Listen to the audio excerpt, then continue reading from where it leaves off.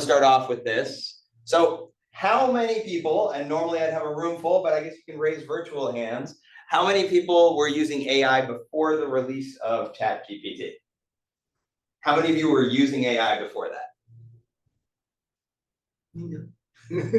What was the question again? Sorry. How many of you were using AI before ChatGPT came out? Oh, I mean, not that I was aware of.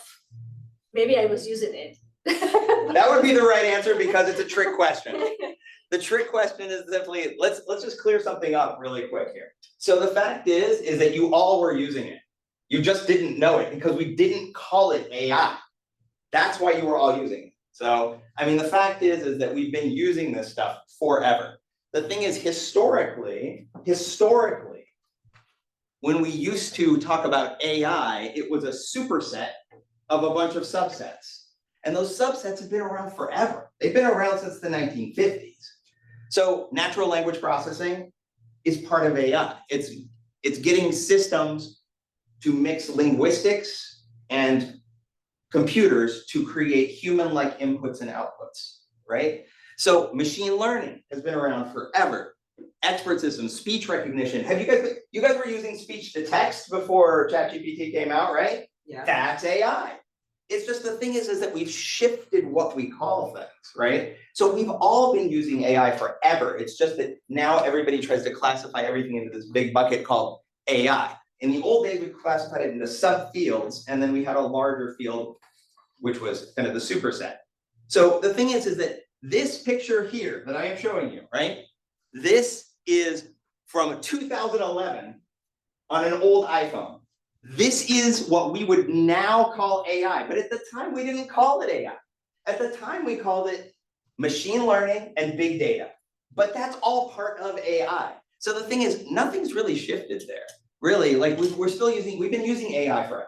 AI has been part of our lives for a very long time. It's just over time, it's kind of evolved. They call this, what do they call this? Semantic rebranding is what they call this. So it's this idea of semantic rebranding where you take something old and then you give it a new brand that looks hot and cool, and then you just rename it, essentially. So ChatGPT is just another iteration of AI, but we've actually been using AI. I mean, you've been using Netflix, right? You've been using Spotify, yeah? All of that is AI. That's all, it's just natural language processing, and we used to call it natural language processing with big data combined with machine learning. We didn't call it AI, but now we would just call all of that AI. So it's completely just a different thing. So let's do a quick like history lesson here. So kind of go back to 1955. In 1955, okay, the very first AI project ever done was the famous Georgetown experiment. Have you guys heard about this? At least people in the room? Yes? Did you teach them all about this? Yeah? Maybe, maybe not. Maybe Miguel talked about it? Yeah. In the 1950s, basically, I'll recap for anybody who doesn't know, because there's also people online who might not. So in the 1950s, researchers at Georgetown were claiming that they were going to be able to solve translation in 3 to 5 years' time. They were running a big old machine with punch cards doing translations of Russian to English, because it was the Cold War at the time. And they claimed that translation would be a solved problem within a very short time period. That's 1955, okay? So the thing is that what that thing ran on was what we call today, what we now call rules-based MT.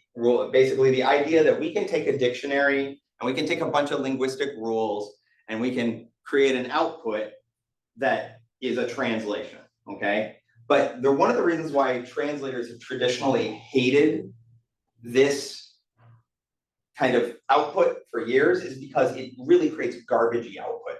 It creates really crappy output, but it's really all we could do at the time for the technology we had, right? So the thing is, this monster computer that they had, and this is the real computer from the Georgetown experiment, it had 6 whole grammar rules in it and 250 terms in its vocabulary. It took up 2 floors of a building, and supposedly in 3 to 5 years, they were gonna have translation solved. For all languages, not just Russian, all languages, right? Clearly, that was never achieved, right? So what are they doing now? So as time goes on, we start to see, applications of things like rules-based translation or rules-based machine translation. One of those applications from the early days, and again, I can't really get a great show of hands here other than online, but for those of you who are old enough, is anybody here in this room old enough to remember Babelfish? Sorry. I used to work for Bubblefish. This is Miguel. I used to work for it. You used to work for Babelfish, Miguel? Seriously? They have like a like login and like get it translations right away like they do now. They will show up and then you will just do them. Okay. So yeah, Babelfish was this very old rules-based machine translation system of the late 90s, early 2000s, which was what we used back then. So you got to think, traveling yourself back to the 1950s and all the way up to the early days of the internet, rules-based machine translation was all there was available, right? Everything you guys have today didn't really exist in the very beginnings of the internet so much. It was really mostly this. And this thing produced awful output, all right? Just to give you an idea of how awful, this is a real translation from Babelfish, from Japanese to English, where they took Garfield in English, they put it into Japanese, and they put it back into English. If you can make sense of this, great, because I sure can. I think I can barely make sense of it just because I kind of figure out through context clues maybe what's going on, maybe, but this is how bad we're talking, okay? We're talking absolutely horrible. So these are the early days of language technology, right?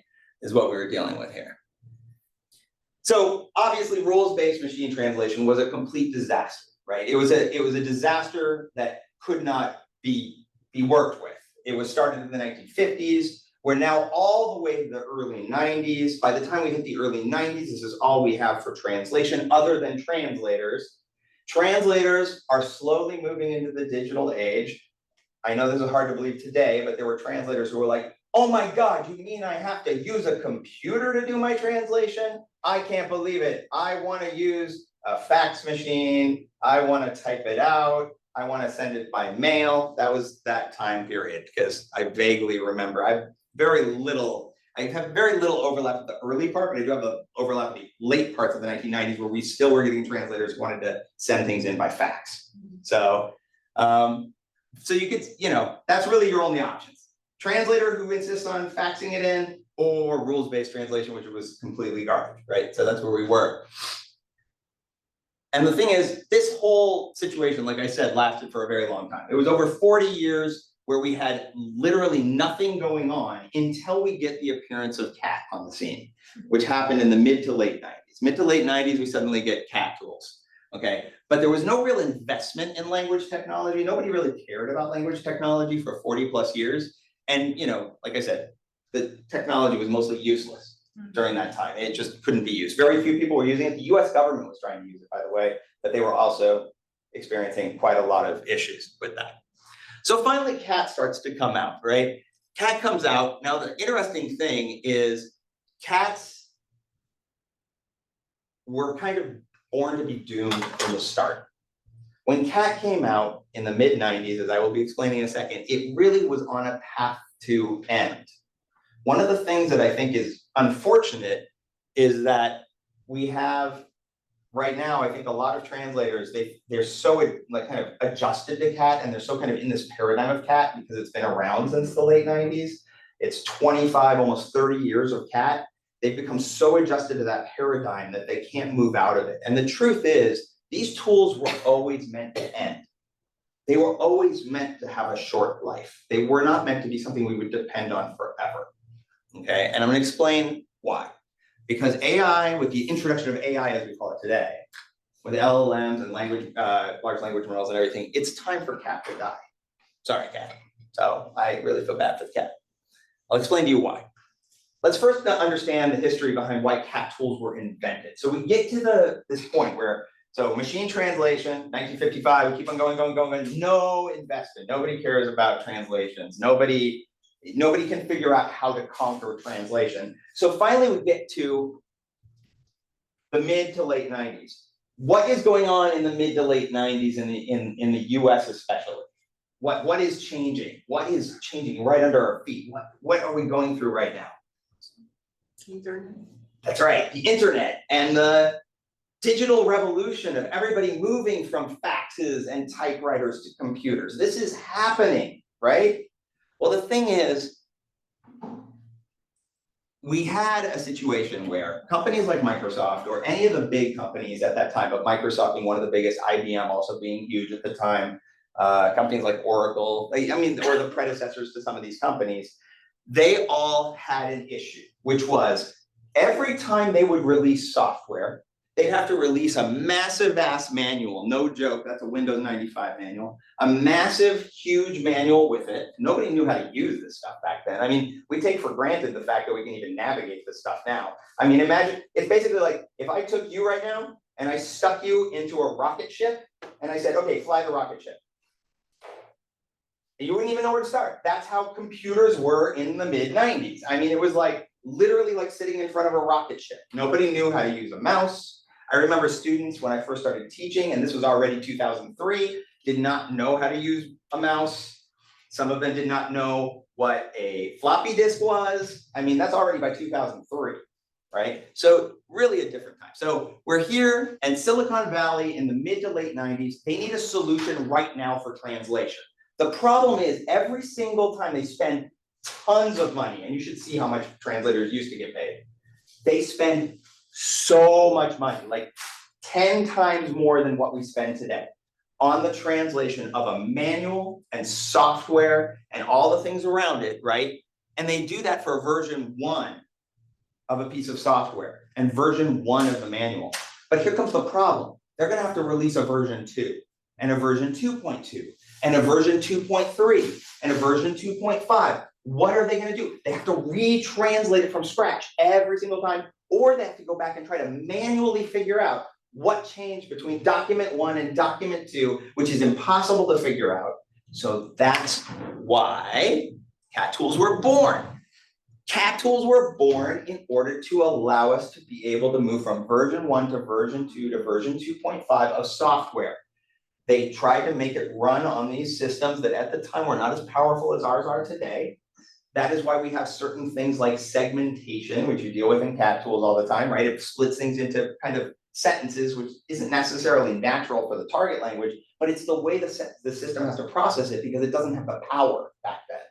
They just didn't have the processing power to handle much more than a single sentence at a time. And then they would store it in a thing called a TM, translation memory, which was originally called sentence memory, which would allow these systems to recycle and reuse and repurpose. So that when I move from version 1 of a piece of software and I move to version 2, I'm only translating the delta of 20%.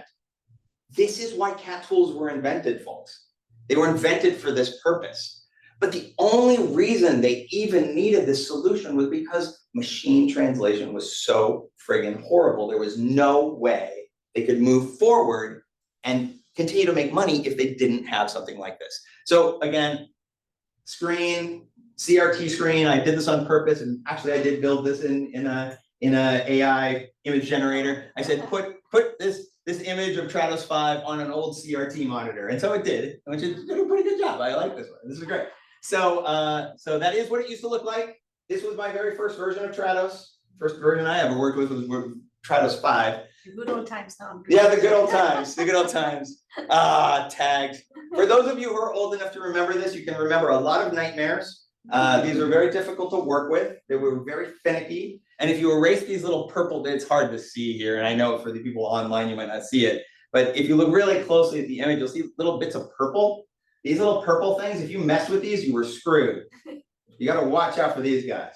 So, you know, they were very finicky little tools, but I made a whole career out of that. So that was great for me because I started with this stuff and I used to have to help people with it all the time because nobody could use them. So the thing is, at the time, though, it was widely acknowledged. And this is, again, what we're forgetting 30 years later. We're here 30 years in the future. At the time, it was widely acknowledged that this was just a Band-Aid.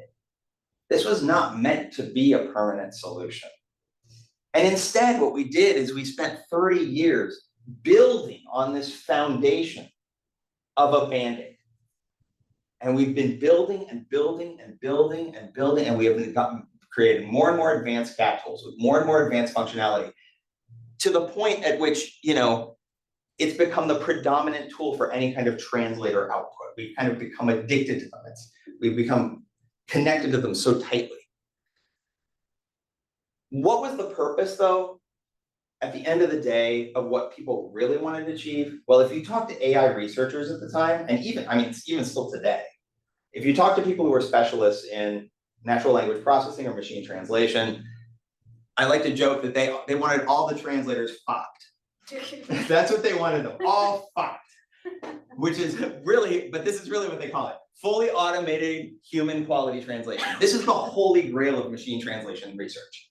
That we can fully automate the process of translation through machines, right? And we don't need any of these band-aids, right? You just put stuff in and get translations out. Same goal from 1955, and then every 10 years or so, somebody claims that they've achieved it. And it's a constant, never-ending noise that we hear over and over again, all right? So if we look at a full timeline of how translation technology has gone, you're starting off with the 1950s with these machine translation models, right? 40 years of nothing, cat tools, which are a band-aid. And then we start to finally see the first beginnings of machine translation becoming viable with what's called statistical models. That's 2006. 2006 is when Google Translate comes out, which, by the way, at the time, guess what they were saying about Google Translate? In 2006. It was fucked. It was fucked. The translators were fucked. That's exactly what they were saying. They were saying that all you guys were going to be eliminated. That's 2006, right? So they're saying that it took, you know, we got to that point. Then another 10 years and we get to neural machine translation and they say it again. And now we're seeing this whole thing with LLMs and they're saying it again. Do you guys see a pattern repeating? It never stops. It just keeps on happening. But the interesting thing to note is how much faster it's happening. It was 40 years between here. It took 15 years for machine translation to become viable, meaning like we could actually use machine translation and get stuff done, and it wasn't all trash. So that was when we started with statistical.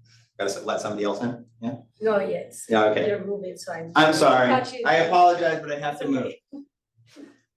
So we have the, so we have 15 years before it becomes viable, basically usable. So that's the release of statistical machine translation. Then it starts to actually get to be what we would call like good enough. Like there are cases where you can take machine translation and it becomes good enough. That's neural models, that's 2016.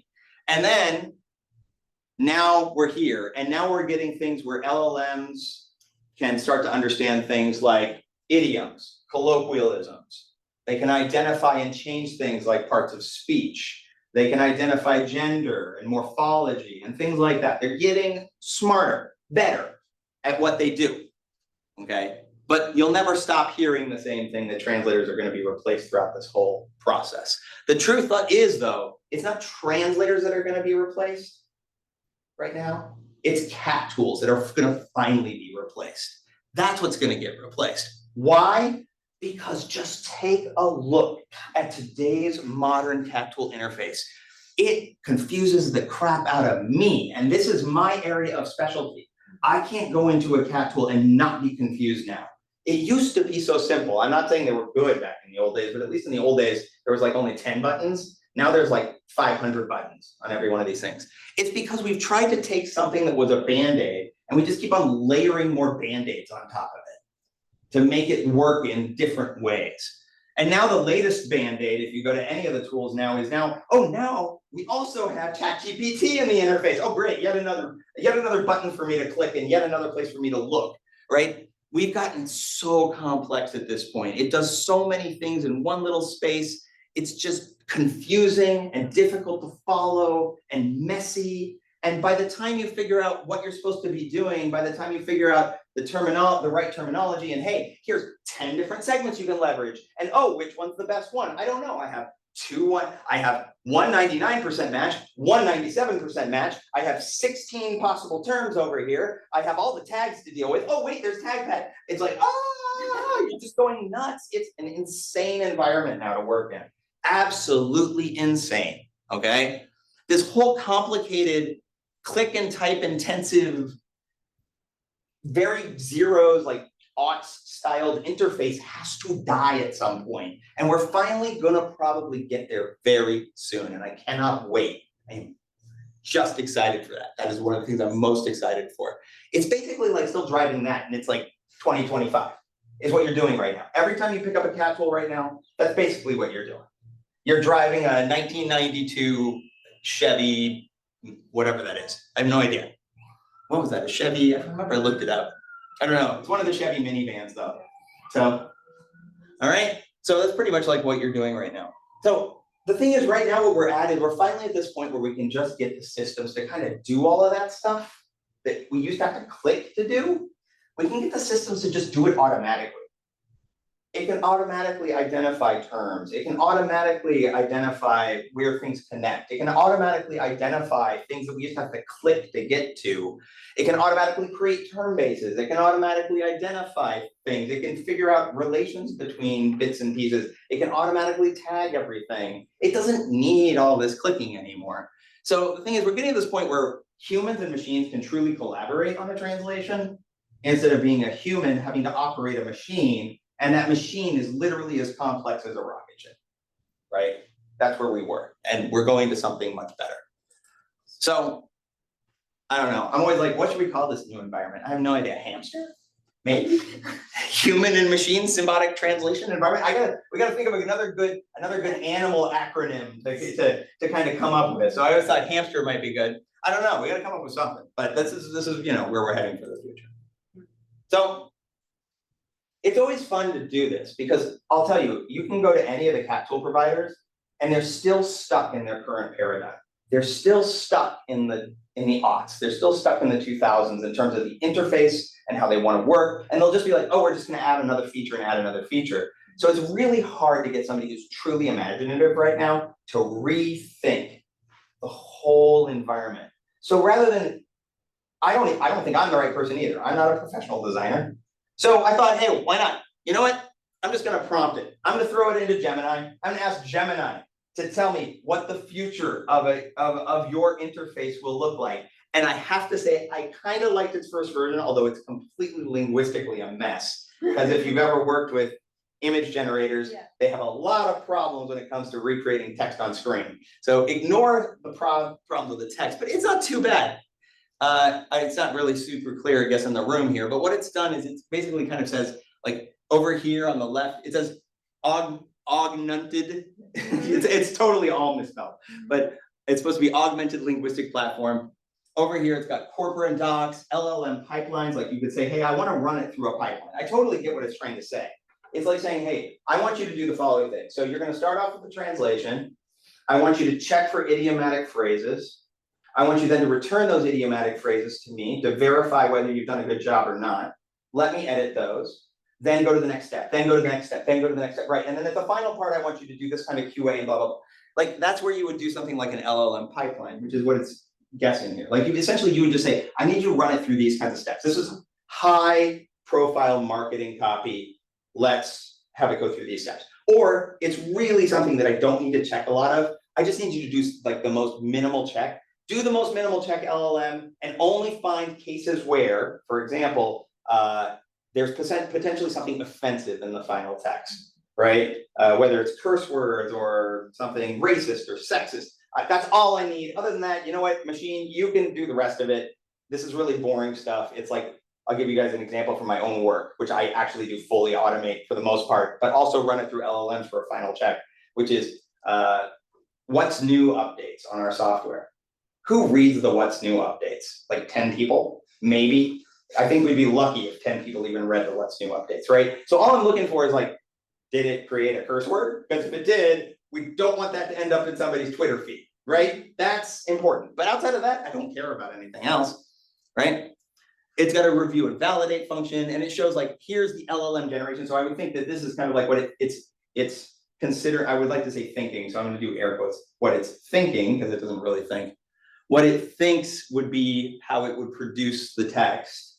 And then here's where you're doing refinements of it, right? It's kind of what it's thinking over here. And over here is kind of like the terminology interface. It's a knowledge graph. So it's kind of connecting terms to what they might be and what their root terms are, and giving you the ability to kind of check on terminology over here. And then over here, a validation checklist where it's keeping track of what's going on, right? Simplified interface, much easier to work with.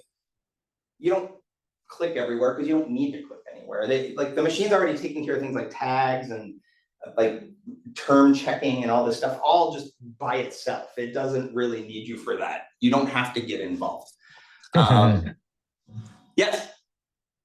No. I'm just like, I'm mesmerized because you sort of like now telling us that you trust something that writes argumentative and that writes D with an accent mark like French to create like the next generation of tools. Well, this is it's just an image, you know. It's the AI generated images. I know, but yeah, they're garbage. They're totally garbage. What I'm saying is that what I'm saying is simply it's going to be humans who are going to design these interfaces, no doubt. I wouldn't trust a machine to design the interface, but I'm saying what the interfaces we're using right now are literally like driving that 1992 Chevy or Chrysler. I agree with that. That's what we're doing. We're still driving around cars that are from 1992. We've got to get out of that. And cats are going to die. It is pretty clear to most people that that will happen. I'm not the only one who says it either. I think almost all of us believe cat tools, as we know them today. I'm not saying translator interfaces will die. Translation interfaces will continue to survive, and translators will still be working. But the interfaces in which you work are going to completely be different. It's just going to take one disruptor to come in and destroy that entire part of our industry. But we just need one person who's innovative enough to do it. Laubli Green, for example. Which one? Laubli Green from Lilt. You know Green? Laubli? Yes. Oh, you mean from Lilt? You mean yeah, you mean oh God, I forgot his name. But yes, I know who you're talking about. But the thing is, even he's still using the 1990s paradigm. My whole point is nobody's thinking far enough yet. Nobody's pushed it to that point. I've used every TMS on the planet. I promise you, all of them are still built on the 1990s paradigm. So none of them have gotten past that. So we'll see where it goes. I don't know. I'm just predicting. I'm not saying I'm right, just predicting. Now, the thing is, if you go and you ask the same question to Perplexity, it refuses to give me an image. I tried on Perplexity. ChatGPT was boring. It wouldn't, I gave it the exact same prompts. ChatGPT just kept on coming up with boring things that I thought were really not that exciting. And Perplexity refused to give me an image, but it gave me a lot of good things that I think are truly what we're going to see in the future. Things like it talks about the knowledge mapping, like, you know, the idea of knowledge graphs and stuff like that. It talks about multimodal collaboration, where, so for example, you're working and a lot of times translators are complaining about context. Well, what if you're working, it's literally just loading live context right as you work. Like it's all live in there. It knows exactly where that string is coming from. It knows where that text is coming from. So it's giving you that right on the side as you work, right? It's starting to do that. So it's multimodal. It has different types of workflows. The workflows are definitely going to be different. It's going to be very much focused on you guys, on like making sure that you guys are working as efficiently and as professionally as possible. There is nobody who could argue right now that a CAT tool is user-centric. With the amount of clicks and interface elements and all the stuff, it is totally not user-centric anymore. It is very much like click-intensive and confusing. So there's just a lot of stuff here. I mean, there's just so much to read off, but I think a lot of this is kind of what I'm talking about. It's where we're going as we get to the future. So CAT tools are dead. I'm just telling you.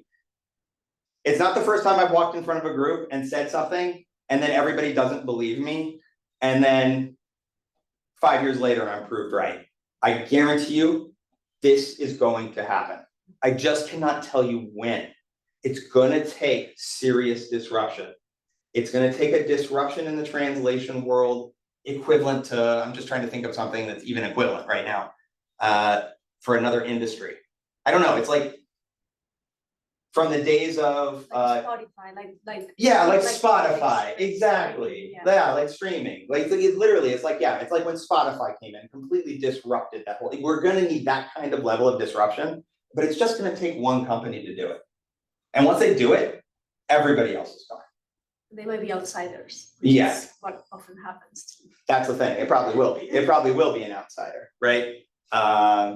You know, you look at outsiders of machine translation, which is one of the other areas I know, right? Are there any outsiders who actually challenged Google, Microsoft, et cetera, and actually still came out on top? Yeah, DeepL, right? They were one of the first ones to be like, we're gonna invest in, you know, like CIA grade level infrastructure in the middle of Norway or wherever it's at. I can't remember, Norway, Sweden, one of those countries, Iceland, actually, I think it might be. Anyways, they invested in like the 4th largest supercomputer in the world and put everything on there and challenged and have still been successful challenging, right? The biggest players in the machine translation industry. So, you know, that's what it takes. It takes somebody like that. I just don't know who's gonna do it. Yeah. It was Germany. I think DeepL is German. They're a German company, but they put their servers were the servers that were the very initial servers that started working on were somewhere in the Nordic region. I just don't remember. Somebody look it up on ChatGPT for me. I'll Google it. I can't remember which one, but I'm pretty sure they were on the 4th largest supercomputer in the world, is what I recall when they started. Finland. Finland, thank you. Finland. Okay, thank you. Okay, so now we've talked about why cat tools are doomed. Actually, you know what? Just to take a quick break and let anybody ask a question. Before we get to why linguists are gonna survive and cat tools are doomed, I love anything anybody wants to say about this if you have something. If you have a question about that, or if you just wanna argue with me, I'm okay with that too. I love being argued with, so feel free to argue with me. Miguel will argue with me, but will anybody else argue? You could be online and argue with me too. Are there any chats to argue with me? No. Nobody cares? Everybody's falling asleep already? Can I use a proxy? Can I tell somebody on the chat to tell you something? Sure. Oh, you go. You're chatting them right now. Ask him this question. While he's doing that, I was actually thinking, I mean, you made me think of, we use phrase. Mhm. And I see like I mean, maybe it's not like a change of paradigm, but it's a change with respect to like these desktop tools like Trados, like RWS, Trados and things like that, or even like MemoQ. Yeah. So I do see like a switch towards like simplification, like the interface is very clean, just what you need. So I do see some, I mean, probably it's still built under the same Phrase paradigm. is still built on a 90s argument. But I mean, I think they try to, kind of like go in. They are. Phrase is one of those ones, like there are certain companies that are gonna be better at adapting. I think what it's gonna happen first though, my prediction would be, there's gonna be a company that comes in and disrupts the whole thing and everybody's in trouble. This is what happens a lot of the time. Everybody will be in trouble. There will be a few who can adapt well and compete on the same level because they pivot fast and they figure out a new way, because they actually have in some ways some advantages because they kind of know more about, like every time we get a newcomer into language technology, one of the hardest things they have to deal with is like one of these simple things that every cat tool provider figured out like a million years ago, which is file parsing. I know it's so stupid too, but it's like, if somebody comes to you and they give you a PDF, what do you do?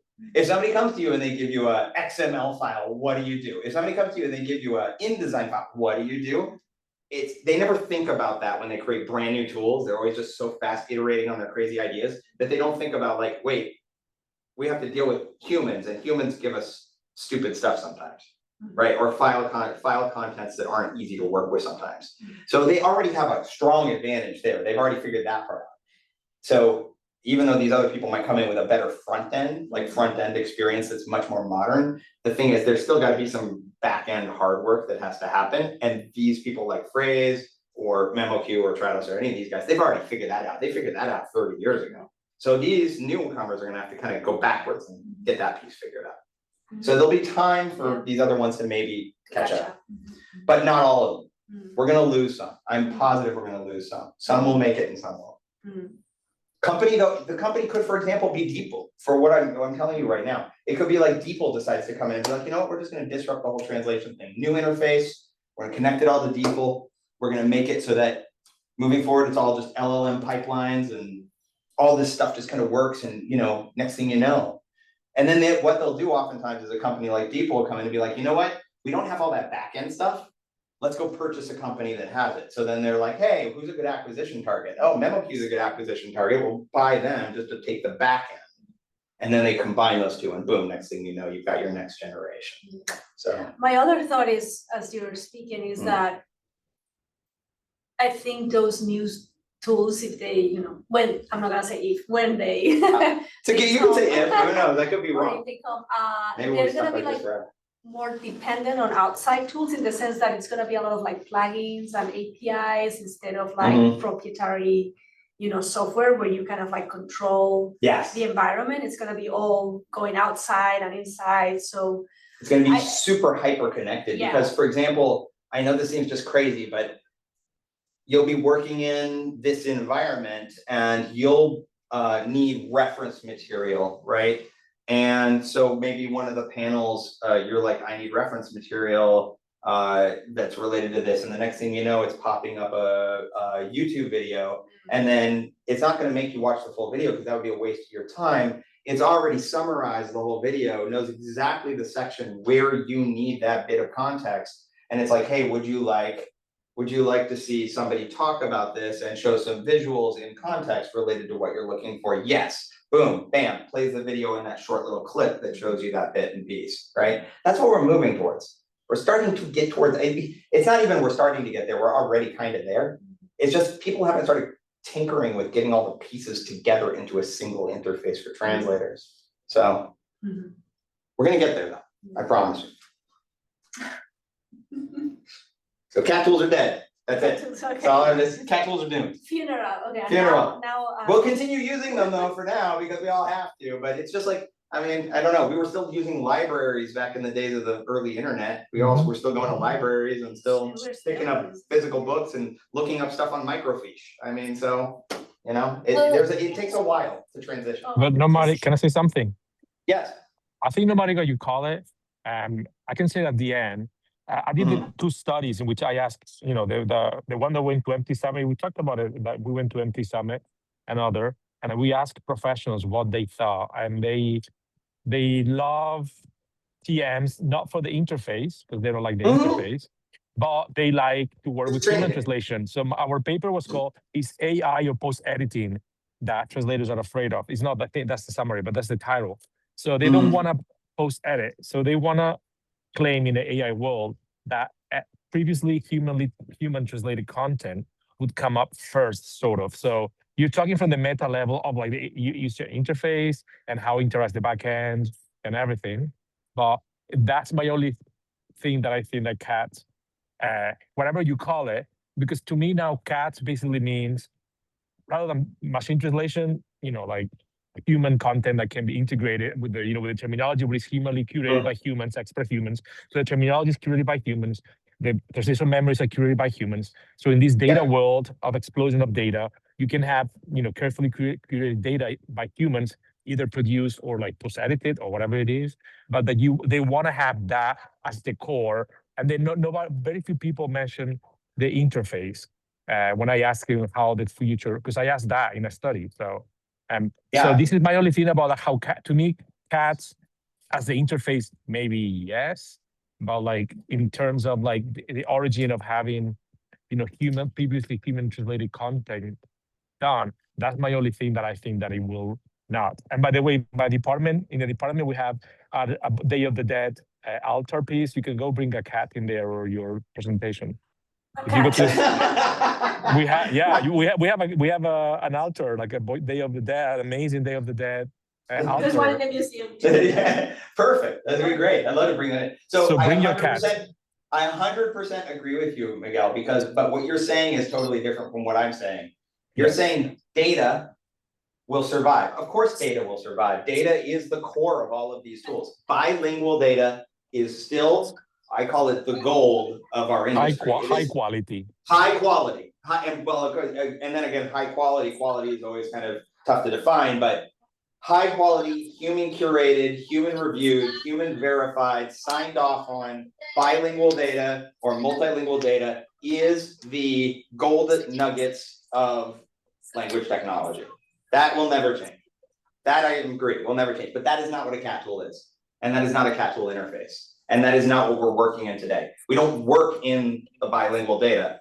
We work in an interface that recycles, reuses, and does quite poorly a number of different types of tasks with bilingual data. But it does it in a very poor, human-intensive, click-intensive way that the paradigm was born out of the 90s, and we have not changed it. So we need to completely change the paradigm. I have a question. Yes. So you're saying cat tools are going to die. Yes. I know like we learn how to use like some cat tools in our courses. Do you think that it's still important for like translation students to learn how to use cat tools, or should we start fixing our like shifting our knowledge towards like ChatGPT or Gemini and stuff like that? So I always use another analogy from the past for this. Absolutely, you should still learn cat tools because we're still in a transition period. There's a number of analogies I can give for you, but one of them is very simple because it comes from people my age and even people even younger than me too. There was a period where we used to have to go to touch typing class. Okay, I know this seems crazy to all of you guys, some of the younger ones, but we used to have to go to touch typing class and sit there and do touch typing and do little exercises to see how fast we could type, okay? Would anybody get sent to a touch typing class today? Hell no, no, because we're almost born with like a keyboard in front of our hands now, right? And no matter how poorly you type, you at least type fairly quickly because you're just doing it from birth. So, but you know, even though I'm sure there were people at the time who were like, well, this is pointless. There's gonna be people with computers in their hands from the point they're born 20 years from now or 10 years from now. It didn't stop people from having to still take touch typing classes. So take your touch typing classes, they're important still, because you're not the generation that's going to grow up with these new tools. You are the generation in the transition. So you're gonna have to be able to pivot both directions. You have to learn both. You have to understand both equally, because there's gonna be people who are gonna require you to use the old paradigm, and then there's gonna be people who require you to use the new paradigm. But the goal would be, as soon as the new paradigm comes out, you want to start learning it as fast as possible, because you have the advantage because you know how the old ones work. So you'll be able to work a little more fluently and more fluidly with the new tools. So, and then other people will have to catch up. So, cool. All right, let's go on to why linguists will survive. So let's go to the positive side. Okay, so let's, I'm a big believer in just sticking with facts, okay? I'm gonna stick with facts. I'm not gonna bullshit you. I'm not gonna tell you a bunch of stuff that's like all gonna be super pro translator or super anti-translator. I'm just giving you guys straight, hard facts. How the industry is now, where it's at, and none of this is opinion. Well, maybe there's a couple opinions in here, but most of these are just facts. Okay, so let's start off with the first fact. Market volatility is real. We know it, it happens. Markets go up, markets go down. Yes? Okay. I have had to survive two of the worst. By the way, these are the worst ones that have ever happened. I got to survive two of them. Many of us here might have survived some of them. I mean, in terms of my actual adult life, I did survive some of these as a child, but in terms of actually impacting my life, I even put a mark here. I graduated with my master's from Miss into the .com bubble and the .com bust. Watched in my very first 6 months on the job, my like 2/3 of my team get laid off. And I had my second kid just before the global financial crisis, increasing my costs just before I lost all of the value in my home at the time. At least I could afford a home though, which is always something like younger generation always has to worry about, right? You know, losing all the value in my home and most of my assets. So, you know, market volatility happens. The thing is that what you'll find also though, is that certain jobs are often linked to these volatile swings, certain types of jobs, right? What do I mean by that? This is what I mean. What area of study, and it's so hard for people to remember this, but what area of study dropped off during the .com bust? Okay, so during the dot-com bust, let's try to go back to that for those of us who are old enough to remember and those who are not old enough to remember because you were still very young. It's okay, I'll explain to you. At the dot-com bust, what happened was everybody was saying that the future of what we were going to be seeing was there were going to be no more, and I know it's hard to believe right now, no more what they called brick and mortar stores. We were going to do all of our shopping online. Stores that were physically there would not survive. We would do everything as e-commerce, which was this new term, e-commerce. Everything would become e-commerce and we would never shop in a store again. We would never physically go anywhere again. We would just sit in our homes and wait for deliveries to come to our house. It's kind of true today, but not 100% true, right? But what kind of area of study dropped off right after the dot-com bust, do you think, because of that? They were talking, it was the internet age.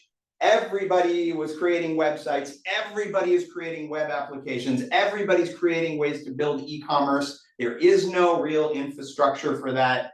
What do you think everybody's studying before the dot-com bust then? Or at the time before it happened? What do you think everybody was studying? Because it was that big moneymaker and the big place to study. That's right, computer science. What dropped off extremely right after the dot-com bust? Computer science. Everybody stopped studying computer science. Literally, it happened, boom, busted, bam. Nobody studied computer science anymore. Nobody wanted to study computer science. So then, what happened by 2004? 2004, we start to see the things like the rise of Google. We start to see the rise of Facebook before Meta. We see the rise of all these things. They're starting to pop up. They're getting bigger and bigger and bigger. And the Silicon Valley giants that we know today are really starting to take off. So what are they missing? What do they not have enough of? Computer science. Computer science people. Because they all stopped studying for so long, now they suddenly don't have them. And the reason why they get paid so much today is because of this moment. That's why. Because there was a drop off and suddenly they had to all compete against each other for talent, right? Okay. What area of study dropped off after the financial crisis of 2008? Finance and banking. Everybody stopped studying those two things. What happened by 2011? Markets start to come back. There's nobody who studied finance or banking for the last 3 years. And there's not enough people. And again, they have to pay really high salaries and bonuses and things just to get people to join. They're fighting for talent. All of this stuff happens, right? We see this cyclically every single time there's a boom and bust and boom and bust and boom and bust. And the thing is, what area of study is dropping off the most right now as we sit right here in this area, in this room? What area of study is the least studied area? All of the humanities. Humanities, arts, anything in the arts, all of that stuff. It is dying right now. And if you talk to the real big naysayers, they'll say it's dead forever. But you know what? This is what everybody always says. Every single time there's these things. I remember during the financial crisis, they were like, the housing prices can't keep going up. Housing prices can't keep going up. And then someone's like, no, that's not true. This time it's different. They're just gonna keep going up forever. And then boom, everybody lost 50% of their housing value. Dot-com bust, same thing. Just get no, this time it's different. It's not gonna be like these other times. No. Boom, crashes again. What are they saying right now? This time it's different. That's it. Humanities are never coming back. Art is all going to be produced by computers. Blah, blah, blah, blah, blah, blah, blah. Uh-huh. You know what I'm thinking. I'm thinking they're real wrong. So the thing is, that leads us to hype. Hype in the market is also very cyclical. It has a cycle. It always follows a cycle. The dot-com bubble and the global financial crisis taught us some things, but unfortunately, we don't ever seem to learn our lessons. We never seem to learn our lessons from each one, right? Dot-com bubble, we weren't supposed to believe all the hype. Well, what do you think is happening right now? Anything about AI, right? Hype. Is everybody believing it? Yes. Weren't we supposed to learn this like 25 years ago? No, we didn't. Focus on fundamentals of companies. Can anybody here tell me how much money AI companies are losing every single day?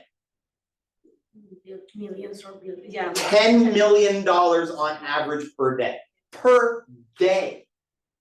Something has to give. These companies do not have good fundamentals. They are not profitable. They are running themselves into the ground. At some point, something's gonna collapse. We should have learned this lesson back when we had pets.com in 2000 and they were trying to ship dog food to your door. They were losing $50 each time they tried to ship it to you. Guess what? Pets.com collapsed. So did all of that stuff. Like, you know, all of this stuff is you look through this, you're like, I can't believe it's happening all over again. But if you look through here and you look through the stuff about the global financial crisis, one of which is very important to us, by the way, for the global financial crisis, it says right here, we should be improving international cooperation. Are we improving international cooperation right now? So, I mean, to me, we're just literally setting ourselves up for the end right at this moment. That is where we are. I guarantee you something is coming. I can't tell you when. Nobody can. Nobody's psychic. But we're going to get there eventually, right? And the thing is, every time there's things like this, there's what we call the hype cycle. And I talked about this at the last time when I was speaking at Rutgers, but this is like where we are right now in terms of the hype cycle, where you've got peak hype, right? Peak hype, where it's like this guy who's saying like, let's just transform our entire business using the same generative AI I just used to write a poem about my dog. That is literally where we're at, where we were at last year, I'd say. This year, we're finally starting to see some of the negative press. I just saw another piece of negative press yesterday. There's a lot of stuff, if you look up stuff about customer support, you're gonna find a lot more negative press. There was a lot of people at the beginning of this year saying like, you don't need customer support reps anymore, and they started laying them all off. And now all of us who are suffering through it are really pissed off at these companies and they're losing customers at a crazy rate, right? So this is the beginning of that piece. It's not quite fully played out yet. But as time plays out, it's gonna get further. And eventually we're gonna bust. The whole thing's gonna go under. But I know it's gonna be painful for your portfolios and mine as well. It's going to happen though. But here's the thing, as we come down through this thing and we get to what's called the trough of disillusionment, where everybody's like, oh my God, we thought AI was gonna be so amazing and it was gonna solve all these things. And you know what, it can do some things, but it can't do other things. And I don't know, now we're gonna have to figure out like what we're really gonna do. And then eventually we become productive with it, which we're not to yet. We're gonna see the revenge of the humanities at that point. This is where we're going. And if you do not believe me, I want you to listen to somebody else. Okay? This is not me saying it. This is one of the world's biggest capitalists saying it. And I will make sure that I'm sharing my audio. Okay. Hopefully everybody. For nearly 50 years, Harbor Freight has been a reliable source for the widest variety. You made the case for is education and job training for grown-ups. No, I think that won't matter, right? What are you going to go back and learn to do? What it takes, right? I mean, whether it's finance, whether it's software programming. Finance, that's the easiest thing. You just take the data and have it spit out whatever you need, right? I personally think there's going to be a greater demand in 10 years for liberal arts majors than there were for programming majors and maybe even engineering, because when the data is all being spit out for you, options are being spit out for you, you need a different perspective in order to have a different view of the data. And so having somebody who's more of a freer thinker, and because if automation is being automated, you just learn the tax rules. You just feed the automation the tax rules, and it does the rest for you. So English majors of the world should celebrate? I think English, philosophy, foreign language majors, maybe not now, they're gonna start for a while, but that's not even the real issue, right? Maybe not now, but you guys are gonna starve for a little bit, but your day is coming, right? The real issue. Sorry. Every once in a while. There we go. You should try. Oh, bye. So you guys heard that? Whoops. Come on. You made the case for is. Sorry. This is one of the only problems with playing video on a PowerPoint. I'm gonna have a problem with this. Hold on. Come on. It's gonna do it again. Just warning you. Just know it is. Come on. There we go. So that was fact number 2. Bless you. Sorry. So fact number 2, you guys heard it from Mark Cuban. Did he say foreign language majors? Wow. He did. Foreign language majors, okay? Why? Because the more we get the systems, and I totally agree with him on this, the more we get the systems to just take data and process data, the less we need people to be doing a lot of data stuff. We need people who can filter through that. He said it himself. He said, we need people who can analyze, who can think through complex problems to solve this. That's your humanities people. Your humanities people are not in, all love the engineers and programmers, but they generally have a very formulaic brain. You need people who can think outside of the box. You need people who can think creatively and can think of alternatives. Foreign language majors are great at this, right? There's no one way to create an amazing translation. There's dozens of ways, right? And certain translations might need to be done different ways depending on different contexts. That's what we need for the future, right? So let's go to fact number 3. Fact number 3, I'm just checking my time. There's an old saying in sales, because I used to work in sales too, and it was people buy from people. The fact is, at the end of the day, we don't hold machines accountable. We hold humans accountable for things. So it doesn't matter how good the machines get. At the end of the day, people want to know that they have what we call a throat to choke. They need a throat to choke. If you do not have a throat to choke, they do not feel comfortable. That's just what humans are. If you say, oh yeah, so sorry, the AI screwed up and totally botched everything and stole, $20,000 from you from your account. Sorry, is that acceptable? No, you want a human to be accountable for this. You want to get a person on the phone and be like, what the hell, Citibank? How did you let a fraudster into my account and steal all my money, right? You need a throat to choke, okay? That is another reason why you guys will survive. We need throats to choke. It's gonna be your throat.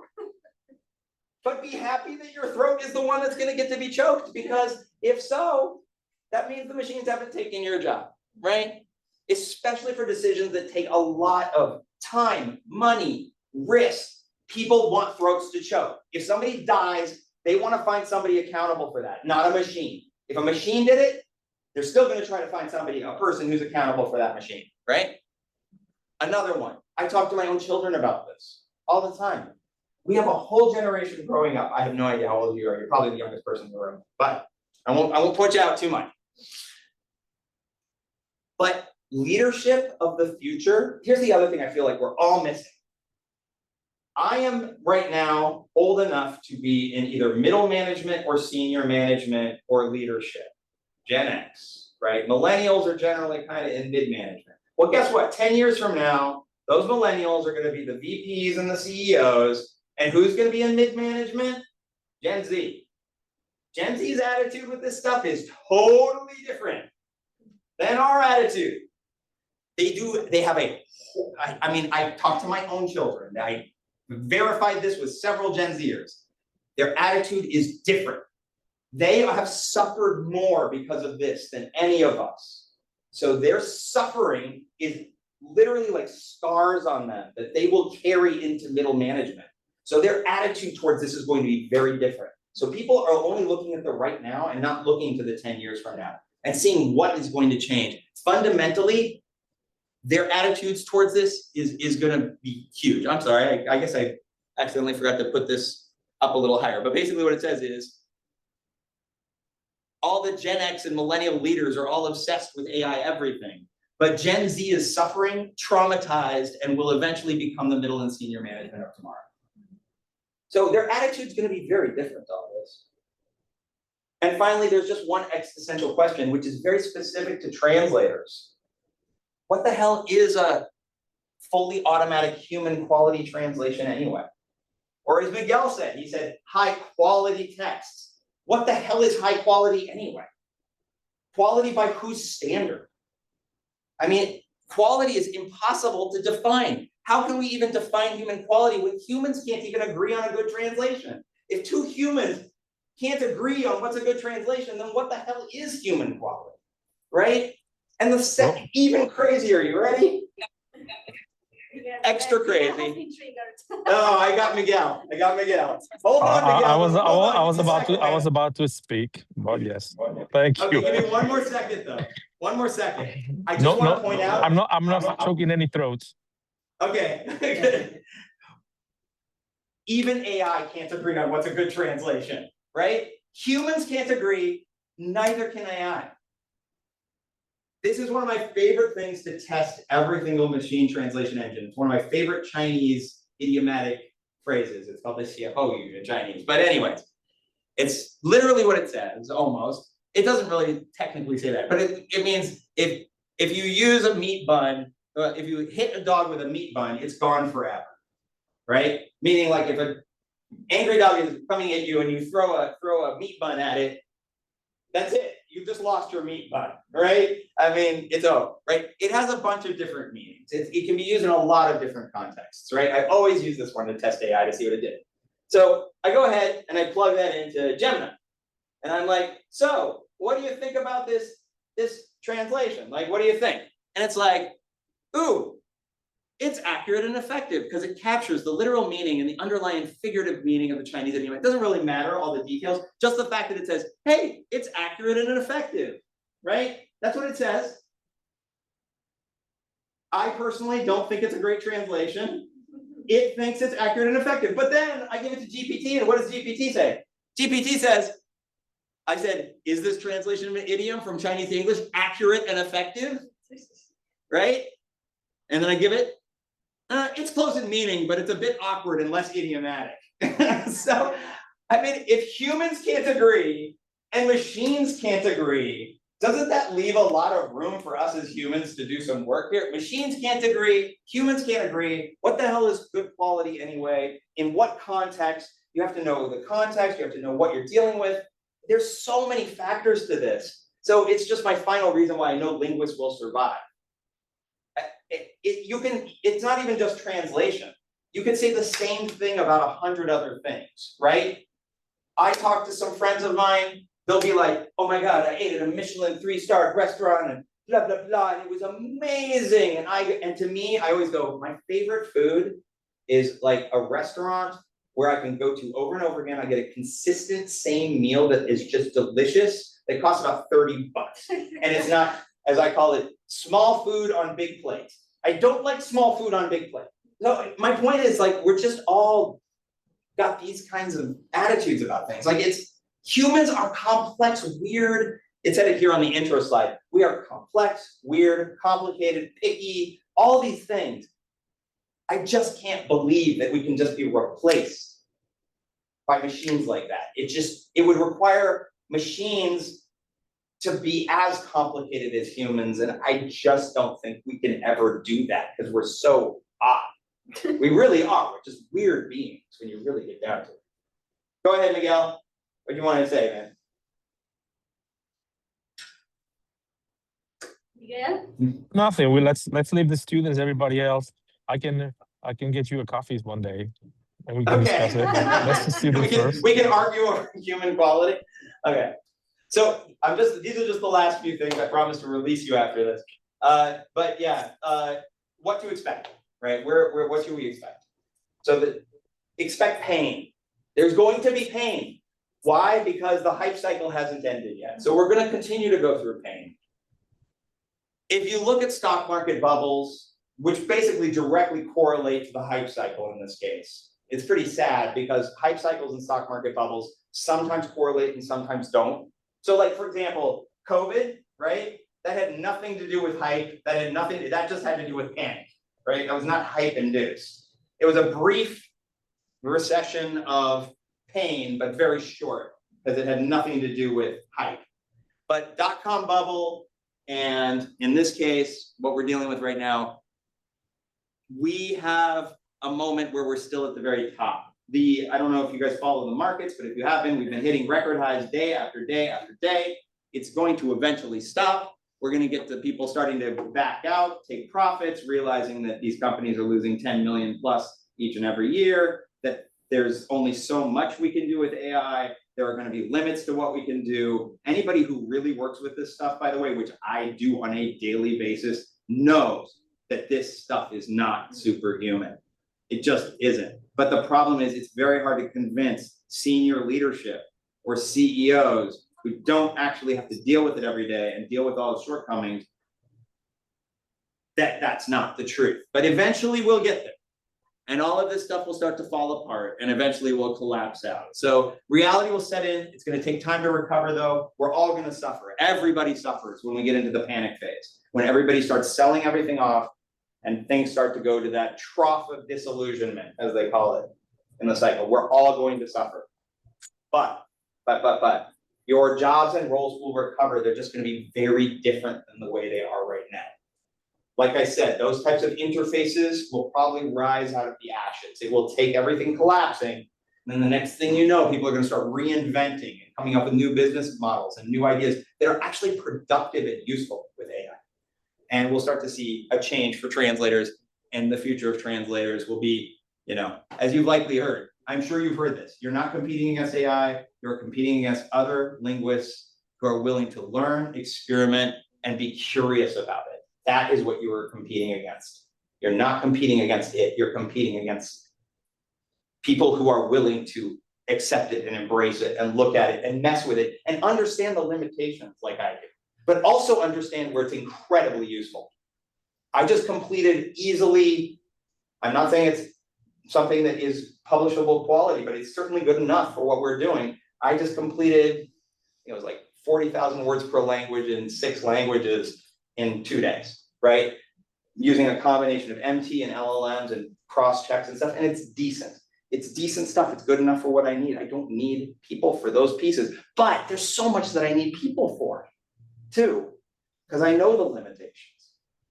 So, and the other thing, just final thought, no matter how far pendulums swing one way to whatever is the latest cool thing, it always inevitably swings back the other direction to whatever the next new cool thing is. So it doesn't matter how far trends are going to swing. Right now, it's just AI hype, AI hype, AI hype, AI hype. Eventually, everybody's going to forget about that because it's going to all kind of start collapsing upon itself. And we're going to just swing right back to whatever the next latest cool thing is. And guess what? It might be translators. For all you know, it might be like, oh my God, the coolest thing in the world is to be a human translator and like work with this thing and da-da-da. You never know. It's very weird like that. I would have never thought cassette tapes would come back, and next thing you know, there's kids who want to collect cassette tapes. Why? I don't know, but. Oh, I didn't know that was a thing. Oh God, yeah, it's crazy.